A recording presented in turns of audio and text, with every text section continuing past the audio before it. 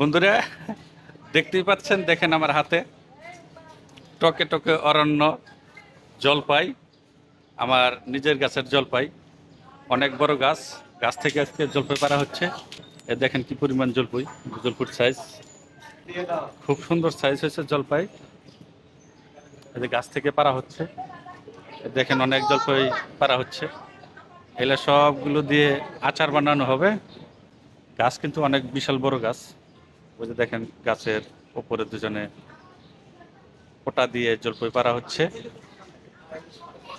আলহামদুলিল্লাহ, আমার বাসায় মোটামুটি সব ধরনের ফলের গাছই আছে, শুধু ছাদ বাগানই নয়। এই যে বাসার নিচেও দেখেন জলপাই, বিশাল বড় জলপাই গাছ।